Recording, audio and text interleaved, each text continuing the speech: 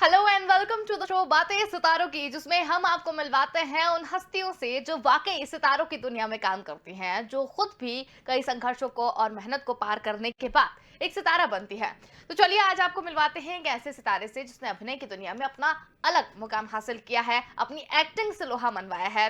और जो एक्टर है, डायरेक्टर है, इसके साथ ही कई कलाओं में वो पारंगत भी है। तो आज हमारे उस मेहमान के बारे में हम आपको मिलवाते हैं, जो कि जिनका नाम है मोहम्मद आशिक हुसैन। तो उनसे मिलने से पहले हम आपको यहाँ पर बता दें कि हिंदी जो फिल्में हैं उसमें वो काफ़ी सक्रिय हैं और इसके साथ ही वो डायरेक्टर भी हैं। तो आइए उनसे मिलते हैं और जानते हैं उनकी जर्नी के बारे में। तो आपको बता दें कि ये जो एक्टर है, उन्होंने कई हिंदी फिल्मों में काम किया है और इसके साथ ही वो एनएसडी से पास आउट बताते हैं। थिएटर में भी वो काफ़ी सक्रिय हैं। इसके साथ ही उन्होंने कई फिल्मों में डायरेक्शन का काम भी किया है। एक नामी चेहरा वो है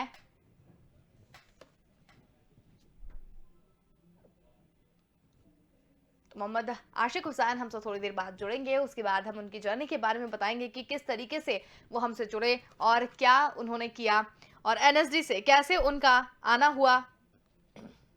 इन सभी चीज़ों पर हम बातचीत यहाँ पर करेंगे उनसे।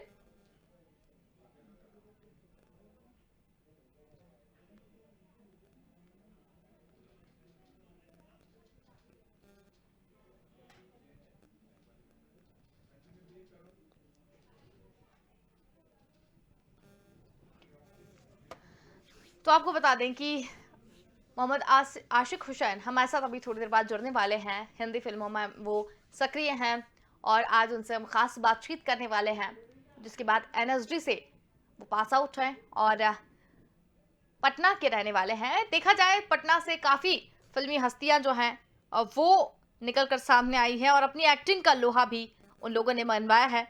तो आज उनसे हम बात करेंगे। इसके साथ ही डायरेक्शन में भी उन्होंने अपना हाथ आजमाया है। पटना के रहने वाले हैं। इसके साथ ही उन्होंने इंडो जापानीज कोलैबोरेशन प्रोजेक्ट यानी टोक्यो पर भी उन्होंने काम किया है। इसके साथ ही कई फिल्मों में उन्होंने काम किया है। तो अब हमारे साथ मोहम्मद आशिक हुसैन जुड़ चुके हैं, चलिए उनसे बात करते हैं।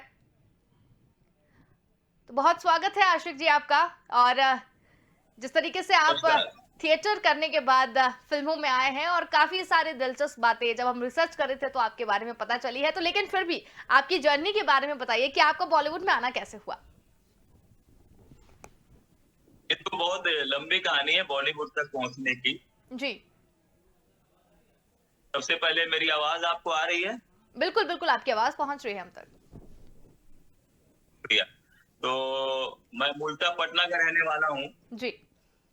और पटना में मैं पहले नेस्ले कंपनी में सेल्समैन था। बतौर सेल्समैन मैं काम करता था हम्म। और सेल्समैनिंग के दौरान ही मेरे एक मित्र के द्वारा मैं इप्टा पहुंचा और इप्टा से फिर मेरा जब जुड़ाव हुआ तो रंगकर्म में मुझे काम से मजा आने लगा, तो मैंने उस तरफ ज्यादा ध्यान देना शुरू किया जी। और एक रंगकर्मी के रूप में इप्टा में मैंने काम करना शुरू किया। हम्म। और वही काम करते करते जब हमारे लोगों के बारे में, मतलब जो हमारे सीनियर वहां पर थे इप्टा में या पटना के जी। रंगकर्म में, उनसे राष्ट्रीय नाट्य विद्यालय के बारे में जानने का मौका मिला। हम्म। इच्छा हुई कि इस रंगकर्म को अगर बेहतर ढंग से करना है, एक सशक्त अभिनेता बनना है, तो उसके लिए बहुत जरूरी है कि थोड़ा प्रशिक्षण प्राप्त किया जाए। हम्म। लेकिन मेरे लिए प्रॉब्लम था कि मैं मैट्रिकुलेशन के बाद पढ़ाई छोड़ चुका था और मैं सीधा काम करता था और ग्रेजुएशन होना जरूरी था नेशनल स्कूल ऑफ ड्रामा के लिए। जी। तो मैंने 1990 में फिर से एडमिशन लिया इंटरमीडिएट में और 5 साल मैंने पढ़ाई की इंटरमीडिएट की एंड बीए ऑनर्स की नेशनल स्कूल ऑफ ड्रामा जाने के लिए। और 96 में जब मैंने बीए ऑनर्स किया उसके बाद फिर मैंने नेशनल स्कूल ऑफ ड्रामा में अप्लाई किया और ऊपर वाले का करम है कि उसी साल मेरा हो भी गया। जी। तो 1996 में मतलब 88 से लेकर के जो 95 तक का दौर है वो पटना के रंगकर्म का रहा है। जी। उसके बाद फिर मैं 96 में नेशनल स्कूल ऑफ ड्रामा में पहुंचा हम्म। और वहां पर 3 साल अच्छा प्रशिक्षण प्राप्त किया। एक अभिनेता को जो जो चीजों की जानकारी होनी चाहिए या जिस तरह से अपने ऊपर काम करना चाहिए, इन सारे चीजों पर। और सबसे ज्यादा राष्ट्रीय नाट्य विद्यालय में जाने के बाद मुझे अपनी कमजोरियों का पता चला। हम बिहार के लोग और खासकर पटना तो लोअर मिडिल क्लास के लोग होते हैं, जी। उनकी भाषा बहुत मतलब काफी हदेश होती है, जो रंगकर्म में या हमारे फिल्मों में उस तरह से काम होता नहीं। बहुत कठिन परिश्रम करना पड़ा अपनी भाषा पर काम करने के लिए। थोड़ा बहुत मतलब कम्युनिकेशन पर समझ में आ सके, कुछ चीजों को मैं पढ़ सकूं, पर बहुत काम करना पड़ा। बिल्कुल। और चूंकि संगीत मेरी जो है वो शक्ति है, तो उसका उपयोग मैं बहुत ज्यादा रंग करने में किया। और मैंने कुछ नाटकों के म्यूजिक भी किए, वहाँ के रहते हुए दौरान काफी वर्कशॉप वगैरह भी किया। और जी। बैक स्टेज में भी मेरा काफी अच्छा लगाव था। तो देखा जाए तो वहाँ के जितने उस समय गुरुजन थे, वो सब काफी खुश थे मुझसे, और मतलब अच्छा काम करने का एक्सपीरियंस हो रहा था।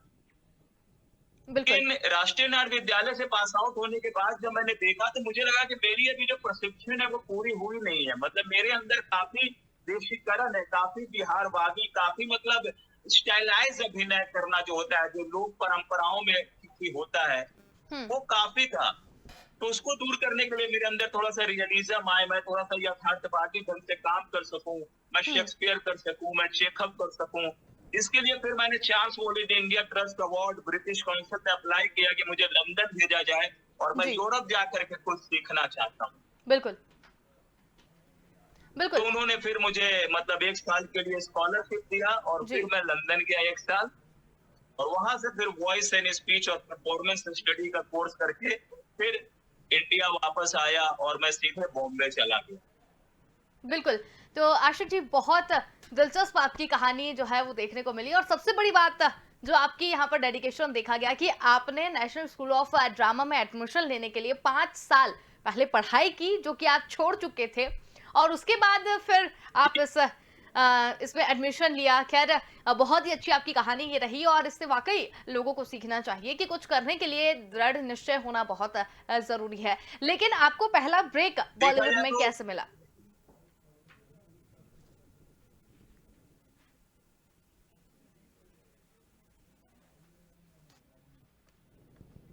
हमारी आवाज़ पहुँच रही है आशिक जी आप तक?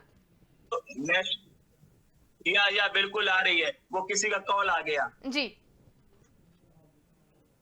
तो मैं ये कह रहा हूँ कि मेरी नेशनल स्कूल ऑफ ड्रामा जाने की जो तैयारी है वो 5 साल की है। जी। 5 साल मैंने मतलब उस पर मेहनत किया है। 5 साल मैं सिर्फ पढ़ाई नहीं कर रहा था, देखा जाए तो नेशनल स्कूल ऑफ ड्रामा में जाने की तैयारी भी कर रहा था। हर हुँ। साल जितने लोग आते थे, मैं उनके साथ मतलब चर्चा करता था, उनसे जानने की कोशिश करता था, वहाँ कैसे होता है, क्या पूछते हैं। और हर आदमी जब अपना अनुभव बताता था, उस अनुभव के आधार पर मैं अपनी तैयारी करता था। जी। ये बहुत मतलब ज़रूरी है। बिल्कुल। आशुक जी, आपने जिस तरीके से अपनी जर्नी यहाँ पर बताई है, और काफ़ी लंबा समय आपने यहाँ पर दिया है, तो कुछ न्यूकमर ऐसे होते हैं जो आने के लिए सोचते हैं, क्योंकि ये जो हमारी इंडस्ट्री है, ये काफ़ी लोगों को अपने साइड खींचती है, अपनी तरफ आकर्षित करती है। तो बहुत सारे ऐसे लोग हैं जिनका सपना होता है कि वो भी बॉलीवुड में जाएं, अच्छी बड़े बड़े बैनर की फिल्में करें, लेकिन फिर भी कुछ संघर्षों के बाद वो अपनी चीज़ों को साइड में छोड़ देते हैं। तो उस समय किस तरीके से आपके आपके जीवन में भी ऐसी कोई चीज़ें आई होगी? आपने भी कई बार सोचा होगा। देखिए, 2 लाइन मैं कहना चाहूँगा उन सारे नए रंगकर्मियों के लिए कि मंजिल उन्हीं को मिलती है जिनके सपनों में जान होती है, बिल्कुल। पंख से नहीं, हौसलों से उड़ान होती है। बहुत अच्छी बात।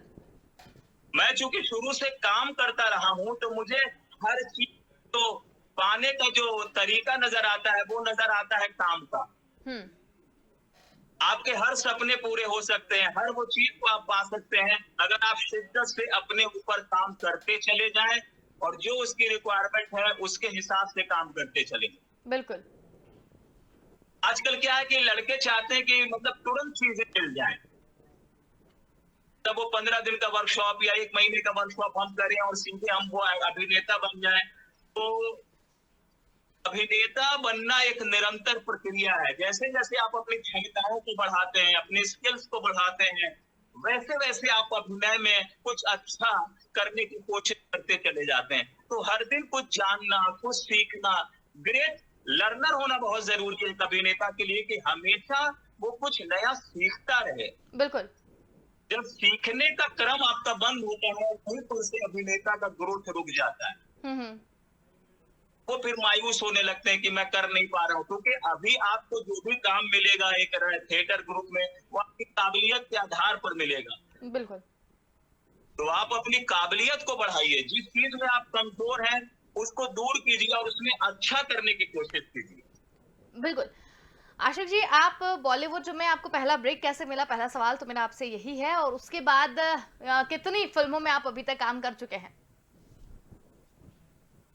ये मैं बॉम्बे लंदन से मैं 2002 में आया था और 2003 में मैं बॉम्बे आ गया था। और उस समय काफ़ी परिश्रम करना पड़ा था, काफ़ी कठोर संघर्ष था, पता नहीं चल रहा था क्या करूँ? हुँ।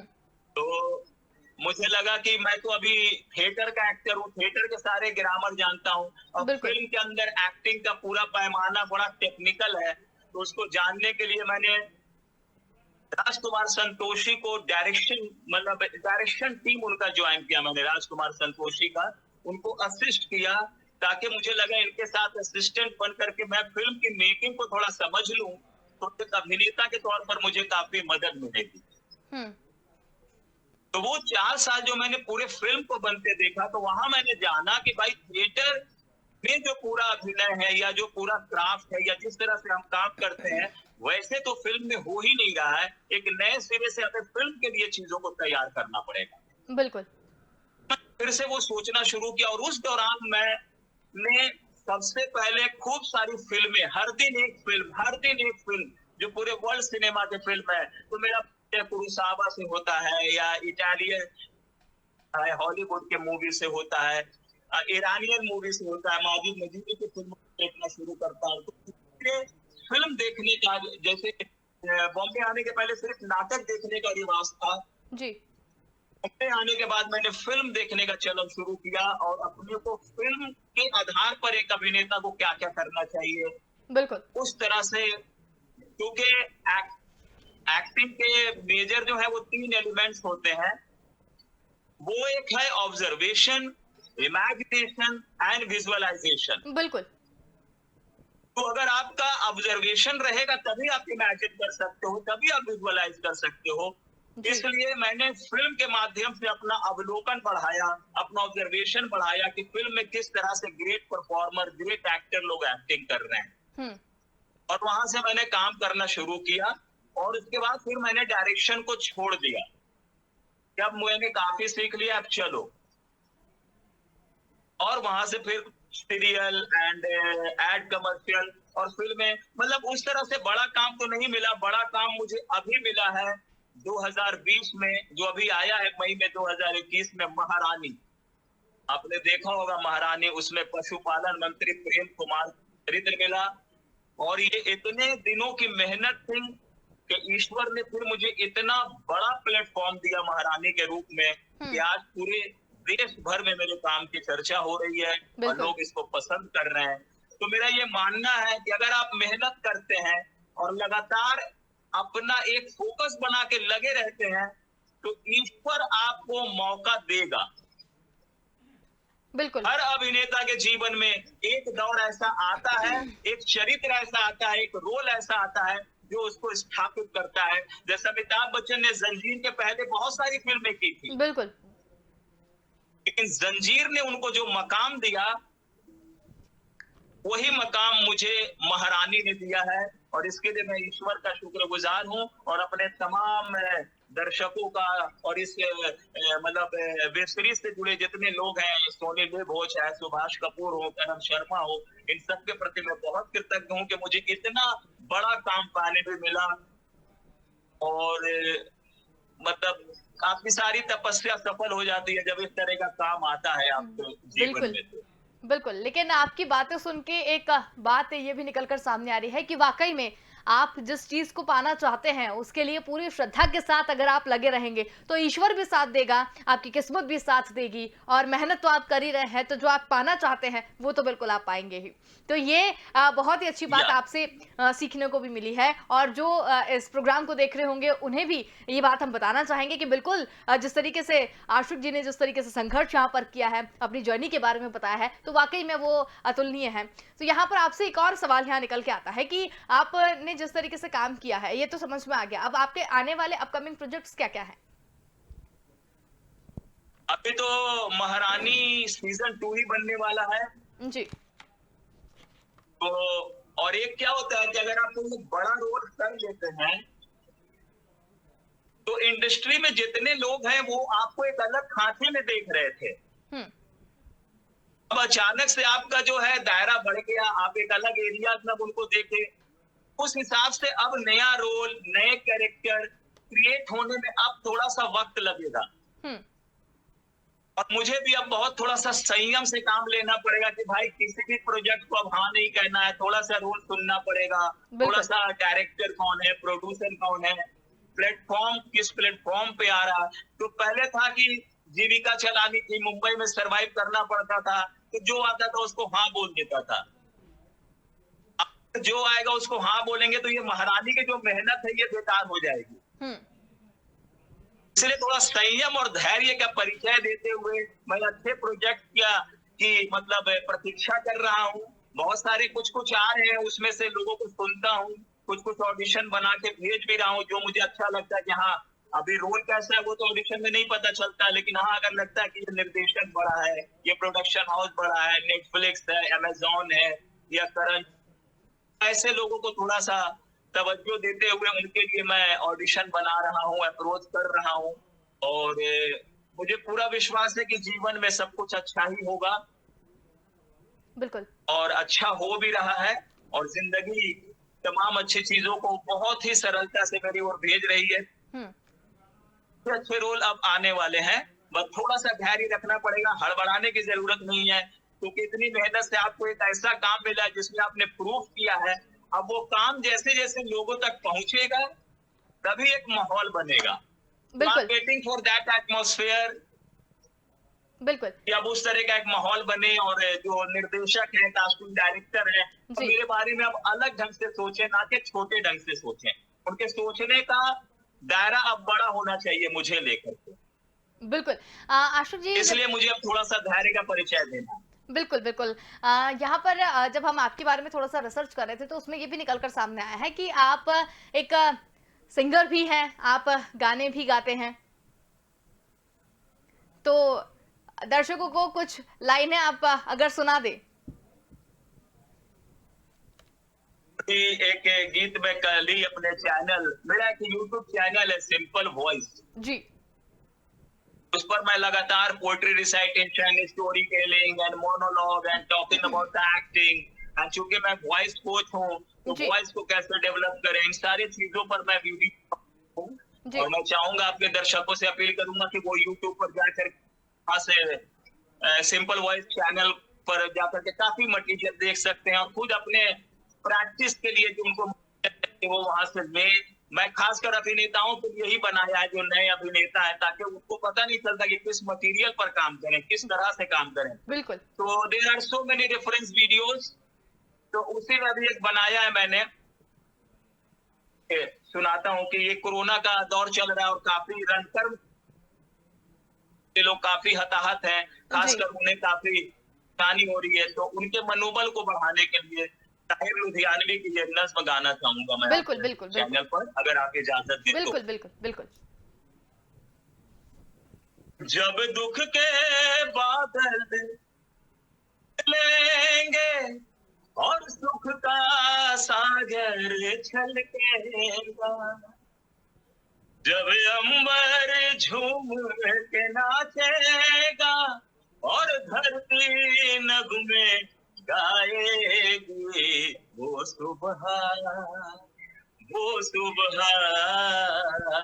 सुबह कभी तो आएगी वो सुबह, वो सुबह, वो सुबह कभी तो आएगी जिस सुबह की खातिर जुग जुग से हम सब मर मर कर जीते हैं, हम सब मर मर कर जीते हैं।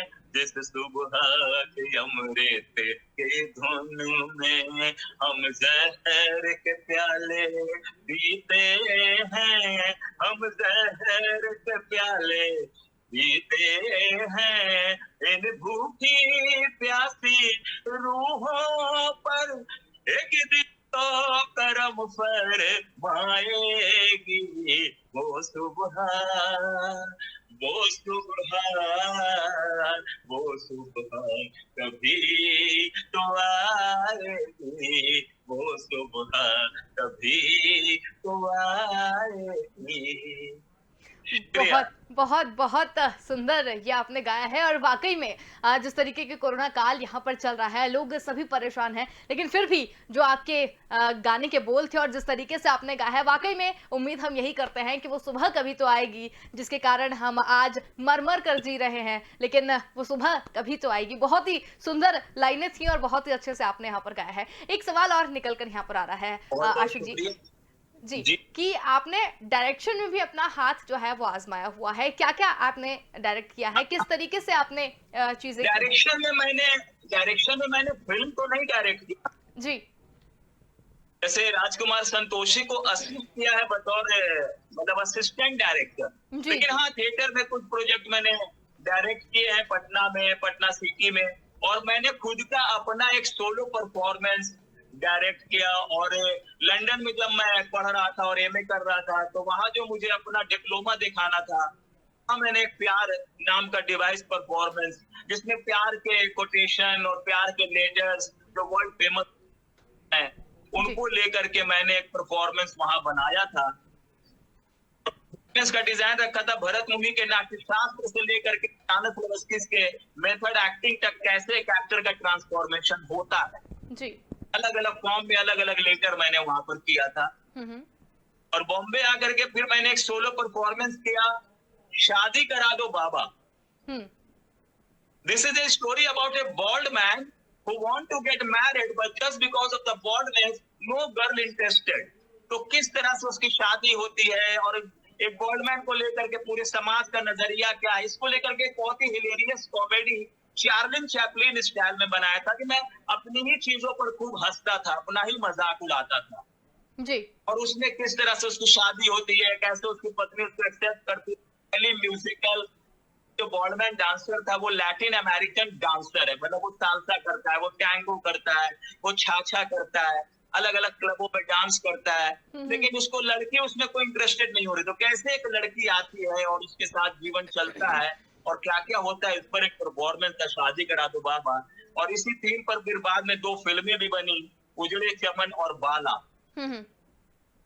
अब तो खैर मैंने वो परफॉर्मेंस बंद कर दिया, क्योंकि वो 40, 35, 40 एज ग्रुप में, क्योंकि उसको एक शो करने के लिए मुझे उसके लिए 15 दिन 5 किलोमीटर रनिंग करना पड़ता है, तब उसका मैं शो कर पाता हूँ, जितनी उसमें एनर्जी चाहिए बिल्कुल। होता है। तो वह 1 घंटा तक बिल्कुल रुकता नहीं है, दोनों परफॉर्मेंस है।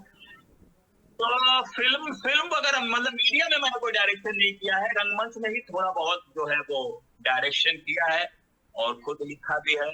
जी, लेकिन फिल्मों में मैं सिर्फ एक अभिनेता के तौर पर काम कर रहा हूँ, जी। और यहाँ की इंडस्ट्री में एक एक्टर ट्रेनर और वॉइस कोच के लेवल पर काम कर रहा हूँ। और जी। ये ट्रेनिंग ही है जिसकी वजह से मैं थोड़ा सरवाइव कर पाता हूँ और अच्छे अच्छे काम के लिए थोड़ी प्रतीक्षा कर लेता हूँ।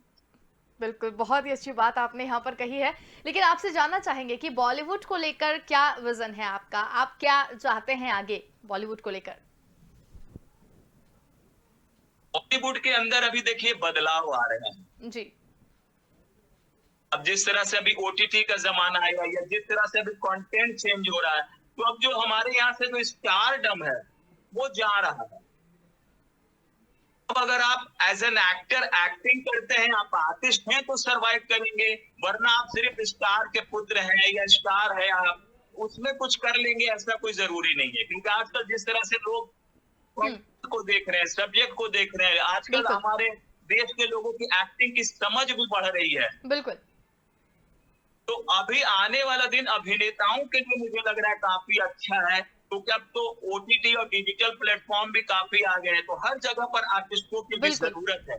बिल्कुल, तो दिस इज द टाइम कि तू खुद की खोज में निकल, किस लिए हताश है, तो चल, तेरे वजूद की समय को भी तलाश है, समय को बहुत, भी तलाश बहुत है। अच्छी। अभिनेताओं के लिए अभी एक गोल्डन एरा है बॉलीवुड में, अभी इतना काम हो रहा है। हाँ, सिर्फ अपने को चैनलाइज करने की जरूरत है, बिल्कुल, क्योंकि आपको पहुंचने के बाद उन लोगों तक पहुंचना, सही लोगों तक जाना, बिल्कुल, आपका ऑडिशन, आपका टैलेंट सही लोगों तक दिख जाए, इसके लिए आजकल आप, लेकिन इत्तेफाक से हमारे पास डिजिटल मीडियम बहुत है, सोशल मीडिया बहुत है, फेसबुक के माध्यम से, इंस्टाग्राम के माध्यम से, अलग अलग माध्यम से, लोग ट्विटर के माध्यम से आज हर जगह पहुंच रहे हैं हैशटैग का इस्तेमाल करते हुए। बिल्कुल, बिल्कुल नेताओं के लिए हमारे बहुत अच्छा, और बॉलीवुड आने वाले दिनों में बहुत अभी ही काफी चेंज हो चुका है जी, और काफी एक्सपेरिमेंटल हो चुका है, और लोग बॉलीवुड की चीजों को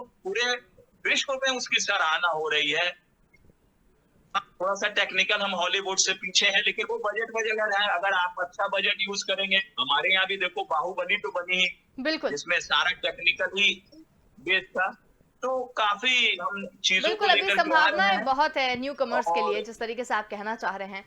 बहुत जी, ही बिल्कुल, अभी बहुत बिल्कुल, अलग-अलग प्लेटफ़ॉर्म है। आपको अपना अभिनय दिखाने के लिए, अपना टैलेंट दिखाने के लिए आपका इंस्टाग्राम अकाउंट भी है, आपके पास फेसबुक है।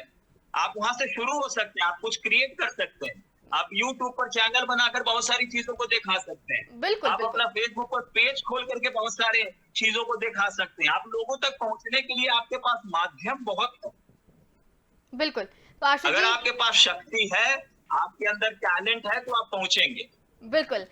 आशिक जी बहुत ही दिलचस्प आपकी कहानी रही किस तरीके से आपका दृढ़ निश्चय यहाँ पर देखने को मिला। ये वाक़ई में सीखने वाली चीज़ है और आपने जिस तरीके से समय यहाँ पर दिया, बहुत धन्यवाद। आप हमारे साथ यहाँ पर जुड़े और कामना करते हैं आपसे कि आप जो काम करूँगा। जी, जी। अब मैं, आप पहले बोल लीजिए, फिर एंड में गीत से कर दूंगा एक 4 लाइन से। बिल्कुल, बस यही है कि आपसे जिस तरीके से आप यहाँ काम कर रहे हैं और जिस भी दिशा में आप काम कर रहे हैं, हम उसमें एक अच्छा नाम करें, यही हमारी शुभकामना है। बहुत बहुत शुक्रिया। जी, ए, भाई रे, हे, हे, गंगा और जमुना की गहरी है धार, आगे या पीछे सबको जाना है पार। धरती कहे पुकार के, बीत डाले प्यार के, मौसम बीता जाए, मौसम बीता जाए, अपनी कहानी छोड़ जा, कुछ तो निशानी छोड़ जा, कौन कहे इस ओ तू फिर आए न आए, मौसम बीता जाए, मौसम बीता जाए। बस यही कहना चाहूंगा, मौसम बीत रहा है तो रुके नहीं, बिल्कुल, अपनी कहानी आके छोड़ें, कुछ ऐसा कि आपका नाम हो। बिल्कुल। बहुत, बहुत ही अच्छी बात आपने यहाँ समय पर की कही। रेत पर कदमों के निशान बैठकर नहीं बनाए जाते, उसके लिए चलना पड़ता है, निरंतर चलते रहना पड़ता है। तो बस पूरा अपना जोश और चलिए, अपना उत्साह बरकरार बिल्कुल रखिए, आशीष जी, बोल और अगर बिल्कुल, अभिनेता बनना चाहते हैं तो बिल्कुल, एक बिल्कुल, अभिनय के क्षेत्र में लगातार काम करते रहिए। बिल्कुल। बहुत बहुत बहुत शुक्रिया आप हमारे शुभकामनाएं। साथ यहाँ पर जुड़े। बहुत शुक्रिया आशिक जी हमारे साथ यहाँ पर जुड़े। तो यहाँ पर आशिक हुसैन जी आज हमारे साथ यहाँ पर थे जिन्होंने अपनी कविता के माध्यम से अपनी जर्नी के बारे में यहाँ पर बताया है। तो फिलहाल के लिए बातें सदारों की में इतना ही। कल फिर होगी एक नई हस्ती के साथ मुलाकात। मुझे दीजिए इजाज़त। नमस्कार।